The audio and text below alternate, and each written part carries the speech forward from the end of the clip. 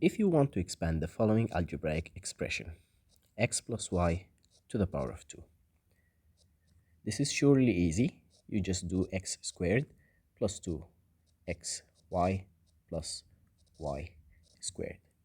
But what if you want to expand an expression that looks like this? 2x plus y all to the power of 7. Now this looks difficult and complicated, but can it be made easy? The answer is yes, and in today's lesson, we're going to find out how. Assalamu alaikum and welcome to my channel, Fia and Maths with an S. Yes, the S is intentional, providing physics and mathematics tutorials for secondary level and beyond. Make sure to subscribe to easily find all lessons and to write down any requests you want in the comment section so they can be done in future lessons. Now going back to our lesson. How can this be made easy? In order to do so, I'm going to do some expansions for some other expressions, and from those expansions we can see how we can make this easy. Now let's do something that is relatively easy. Xy to the power of 3. This equals x to the power of 3 plus 3x squared y plus 3x y squared plus y to the power of 3. X plus y to the power of 4 equals x to the power of 4 plus 4 x to the power of 3y plus 6x squared y squared plus 4 x y to the power of 3 plus y to the power of 4. And I can continue doing x plus y to the power of 5, which equals x to the power of 5, not 4, sorry, plus 5x to the power of 4, y plus 10 x to the power of 3, y to the power of 2, plus 10 again, x to the power of 2, y to the power of 3, plus 5x y to the power of 4, and finally plus y to the power of 5. Now, this looks impressive, but actually, I already know all of those expansions. And if I did not know those expansions already, then I would take so much time to actually multiply each bracket by itself 3 times or 4 times or 5 times so I can get to the expanded form. However, I wrote them down so we can use them to find any patterns that we can use to find a way to expand any bracket that is raised to a high level, that is raised to a high power without doing all of the multiplication of the bracket by itself so many times. Now let's take this out of the way for now and just write it here, 2x plus y to the power of 7, and look at each bracket. Now let's see, in this one, this bracket is raised to the power of 3. And we started with x to the power of 3, then x to the power of 2, and then just x, which is x to the power of 1, and then there is no x, which is actually x to the power of 0, because any number that is raised to the power of 0 actually equals 1. Now if you look at the second bracket, it's raised to the power of 4, so we started with x to the power of 4, then x to the power of 3, then x squared, then just x, then there is no x. And the same thing for the last bracket. We started with 5, 4, 3, 2, 1, and then there is no x. And we can do the same in y. In the first bracket, it ends with y to the power of 3, but it starts with y to the power of 0, then y squared, then y to the power of 3. Same thing goes for those two brackets. We have here y to the power of 0, then y to the power of 1, then y to the power of 2, then y to the power of 3, then y to the power of 4, until we reach y to the power of 5, which is the same power of the bracket itself.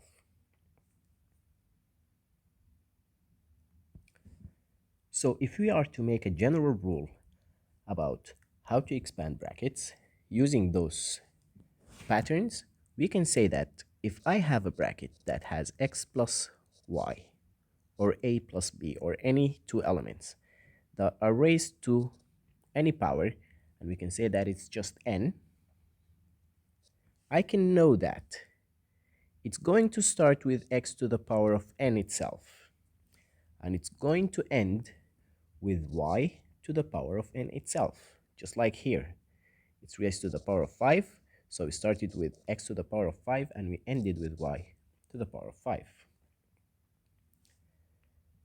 Then from here on,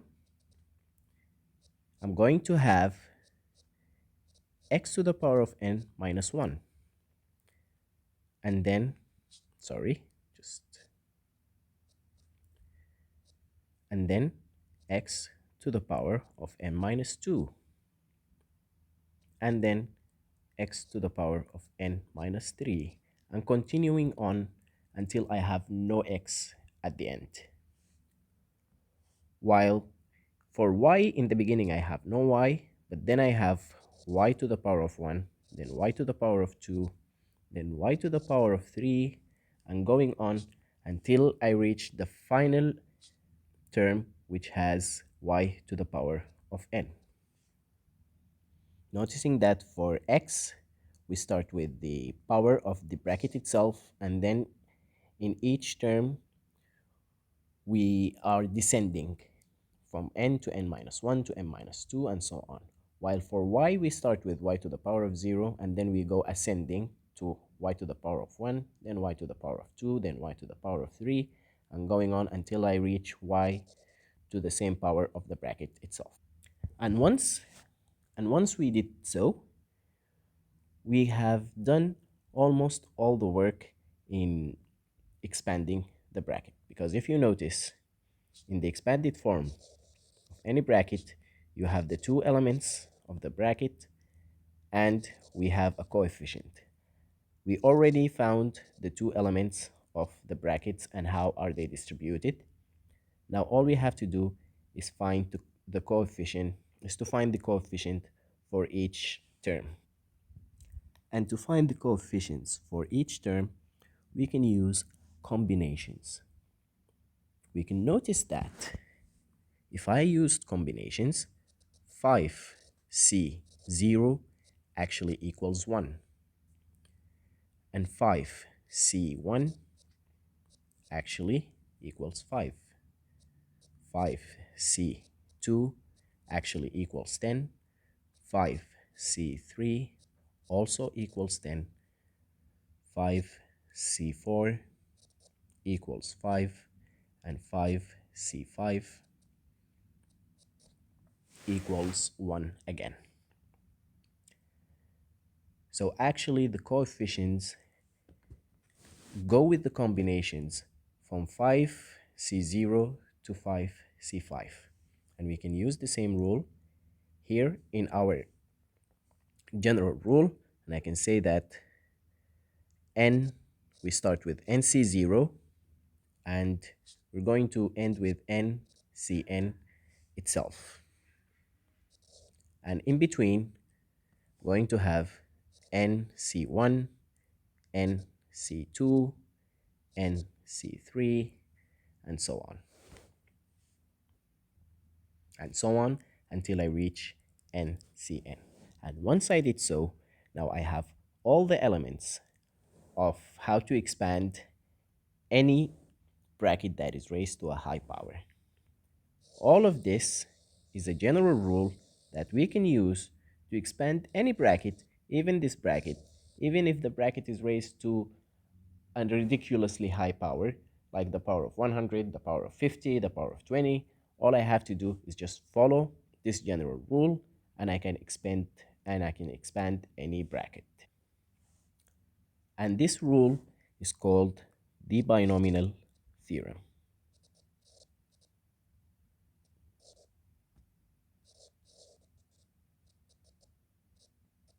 which is used to expand brackets that have high powers in an easy way where I don't have to multiply each bracket by itself many times. Now let us use the binomial theorem to expand the bracket which we started with. 2x plus y to the power of 7. If I'm going to expand this, I already know that I'm going to start with 7c0, then 7c1, then 7c2, 7c3, 7c4, 7c5, 7c6, and finally 7c7. That goes for the coefficients. Now I'm going to have 2x to the power of 7. This is the first part of the bracket raised to the power of 7. In the second one, it's going to be 2x to the power of 6, then 2x to the power of 5, then 2x to the power of 4, then 2x to the power of 3, then 2x squared, then I'm just going to have 2x, and in the last one there is no 2x. Now for the y part, in the first one there is no y. Here I have y to the power of 2, y to the power of 3, y to the power of 4, y to the power of 5, y to the power of 6, and finally y to the power of 7. And by now I have already expanded the expression fully. All I need to do now is just to find out what are the solutions for these combinations and expand those 2x to the power of 7, 2x to the power of 6, and so on brackets. And then I'll be have completed the expansion of my bracket. Now 7c0 actually equals 1. So in the first term, just going to have 2x to the power of 7. 7c1, 7c1 equals 7, and then I'm going to have 2x to the power of 6 multiplied by y. 7c2 equals 21, and then 2x to the power of 5, y squared. 7c3 equals 35, 2x to the power of 4, y cubed. And from now on, I'm just going to be repeating the same coefficients, basically because let's leave this, but let's finish this first, and then I'm going to explain this. So 35 again, 2x to the power of 4, y cubed, and then 21, 2x to the power of 3, y to the power of 4, and then 7, 2x all squared, y to the power of 5, and then finally I'm just going to have y to the power of 7. Now, why the coefficients are repeating themselves? We can notice this also here. I have 1, 5, 10, then 10, 5, 1. I have 1, 4, 6, 4, 1, 1, 3, 3, 1. And this is because of the combinations themselves. if I have a combination of A, C, B, and then I have A, C, let's not use C, let's say C, D. If B plus D equal A, then those combinations are going to be equaling to each other. For example, here, 7C5 equals 7C2. Why? Because 5 plus 2 equals 7.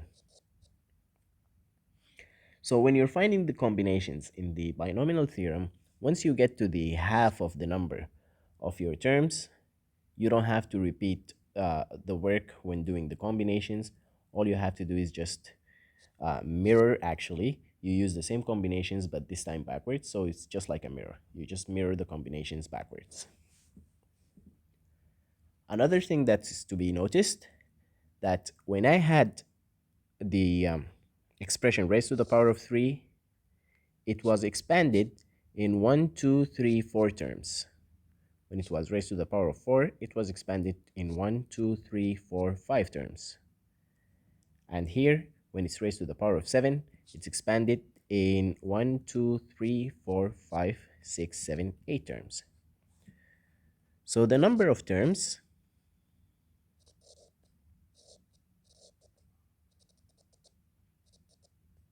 in the expanded form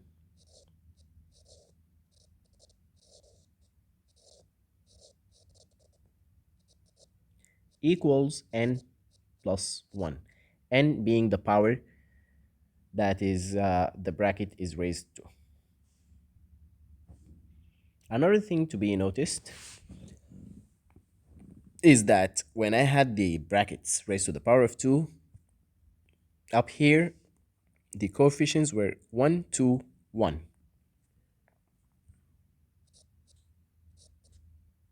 And when the brackets were raised to the power of 3, the coefficients were 1, 3, 3, and again 1. And when the brackets were raised to the power of 4, it's 1, 4, 6, 4, and 1 again. Let's notice that 1 plus 2 equals 3, and 2 plus 1 also equals 3. 1 plus 3 equals 4, 3 plus 3 equals 6, and 3 plus 1 equals 4.